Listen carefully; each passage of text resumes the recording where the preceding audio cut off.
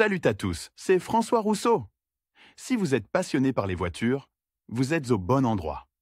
Continuez à regarder, on va entrer dans le vif du sujet. Il existe aujourd'hui une multitude d'offres dans le domaine de la formation au permis de conduire. Presque chaque ville compte au moins une douzaine d'auto-écoles qui proposent leurs services. Vous pouvez facilement trouver un établissement d'enseignement proche de chez vous, choisir le bon en fonction des horaires, du prix et d'autres critères importants. Toutefois, cette diversité présente des inconvénients. À côté d'écoles solides et sérieuses, on trouve des organisations semi-frauduleuses, sans licence, avec des instructeurs inexpérimentés et une base matérielle et technique médiocre, qui ne conviennent absolument pas à une auto-école. Pour tirer le meilleur parti de la formation et ne pas être victime d'une fraude, nous vous conseillons de lire Comment choisir judicieusement une auto-école. Composante de l'apprentissage dans une auto-école. Une auto-école est un établissement d'enseignement spécialisé, mais l'enseignement est basé sur des principes généraux, un équilibre entre la théorie et la pratique. On devrait vous proposer des cours théoriques avec des séminaires,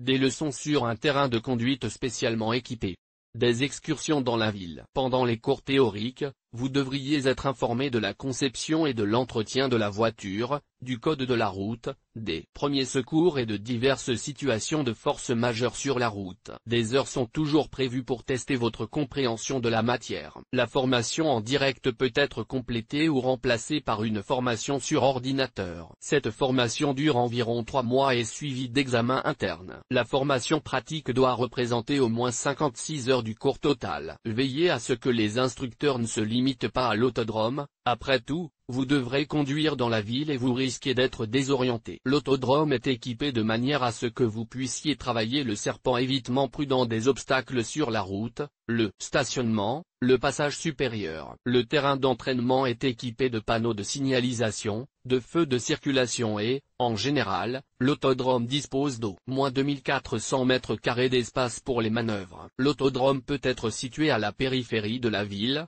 C'est à cela qu'il faut prêter attention lors du choix d'une auto-école. Certaines zones sont difficiles d'accès, surtout si vous étudiez le soir et qu'il n'y a personne pour venir vous chercher. L'emplacement de l'école, qui se trouve généralement à l'intérieur de la ville, ne joue pas un rôle aussi important que l'emplacement du champ de tir. Plus il est proche, mieux c'est. N'oubliez pas de demander sur quel type de voiture vous serez formé et quel type de voiture vous sera proposé pour passer l'examen. À l'école et dans la police de la circulation. Pendant les leçons, vous vous habituerez à la taille de la voiture, et si l'on vous propose de démontrer vos compétences dans une voiture 2 fois plus grosse, vous risquez de ne pas être à la hauteur la première fois. Certaines écoles proposent également une formation sur simulateur, plusieurs éléments de la machine, volant, pédales, levier, équipés d'un moniteur. Si vous avez un emploi du temps chargé et manquez de temps, choisissez uniquement des exercices théoriques, des conseils médicaux utiles et de la pratique. Vous pouvez en toute sécurité renoncer au simulateur, car vous apprendrez à connaître toutes les pédales, les leviers et les commandes. Lorsque vous irez sur le champ de tir, le cours doit comprendre 130 heures de théorie et 56 heures de pratique. La durée de la formation dépend de l'horaire hebdomadaire. En général,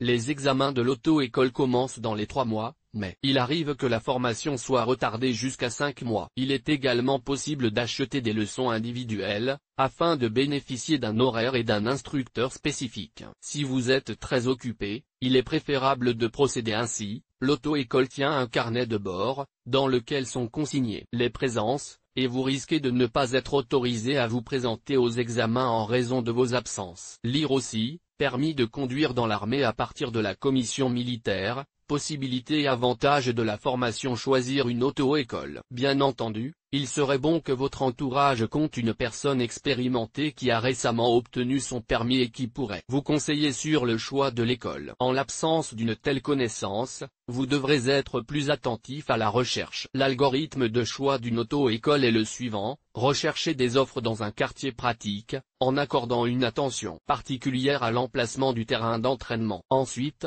vous devez visiter l'école envisagée et voir si les salles de classe sont bien équipées, le terrain de formation et la composition du parc automobile, Il doit y avoir 3 types de voitures, nationales, étrangères et à propulsion arrière. Demandez un permis et assurez-vous qu'il est authentique. Pour ce faire, entrez le numéro du document et précisez la région dans le champ de recherche du site web de Rosobrnadzor. Si le permis de l'auto-école est manquant, annulé, expiré, etc., et qu'il n'y a pas de conclusion du JBDD sur sa compétence, vous ne serez pas autorisé à passer les épreuves finales et ne recevrez pas de permis. Sur le même site web, vous trouverez d'autres exigences applicables aux auto-écoles et vous pourrez vérifier si elles sont respectées. Apprenez à connaître le personnel. Le personnel d'une auto-école moyenne se compose généralement d'un enseignant qui enseigne le code de la route, de plusieurs instructeurs, d'un enseignant ayant une formation médicale qui enseigne les premiers secours, d'un mécanicien automobile et d'un directeur. Tous les instructeurs doivent avoir suivi une formation spécialisée. Faites attention au nombre de personnes dans le groupe,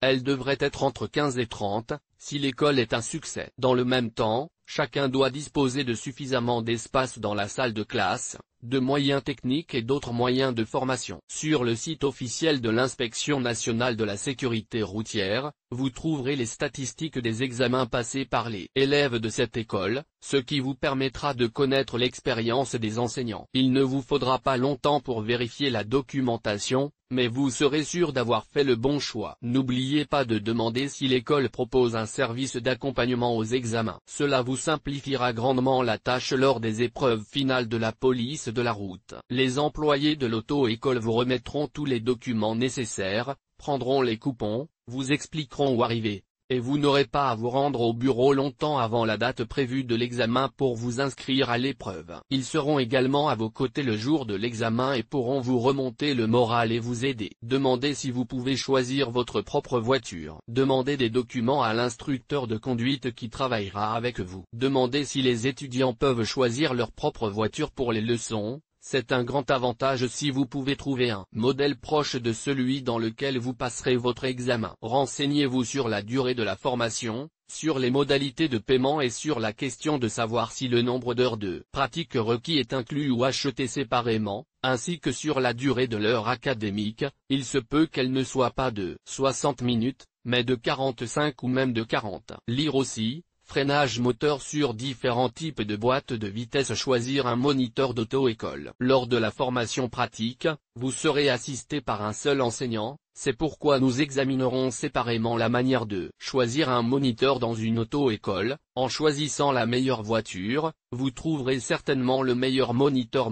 Les nouveaux modèles sont généralement confiés à des professionnels expérimentés. Le moniteur doit être titulaire d'un permis de conduire de la catégorie qu'il enseigne, avoir une bonne expérience de la conduite, au moins 3 ans, et, selon les nouvelles règles, avoir suivi une formation ou des cours pédagogiques. Un instructeur potentiel ne doit pas avoir de problème avec la police en raison d'infractions au code de la route. S'il a été privé de son permis de conduire et que 5 ans se sont écoulés depuis, il ne peut pas travailler en tant qu'instructeur. Telles sont les exigences de Rosobrnadzor quant à ce que doit être une auto-école moderne et son personnel. N'oubliez pas les petites choses qui peuvent nuire à la communication avec le moniteur et affecter négativement le processus d'apprentissage. Par exemple, si vous ne fumez pas et que le moniteur, au contraire, ne lâche pas une cigarette des mains, ce sera ennuyeux. Inversement, si cela ne vous dérange pas de fumer, vous serez fâché de devoir le supporter pendant le reste de la classe. Vous savez maintenant comment choisir la bonne auto-école et vous pourrez éviter divers malentendus et problèmes. Si l'on vous propose un certificat de cours de conduite tout fait au lieu d'une formation et que l'on vous assure que la police de la route a des connaissances qui délivrent des permis de conduire sans problème, il vaut mieux ne pas accepter une telle aventure. Vous pouvez en effet délivrer un permis de conduire, mais il sera annulé s'il s'avère que l'auto-école n'a pas de permis ou de conditions pour dispenser des cours.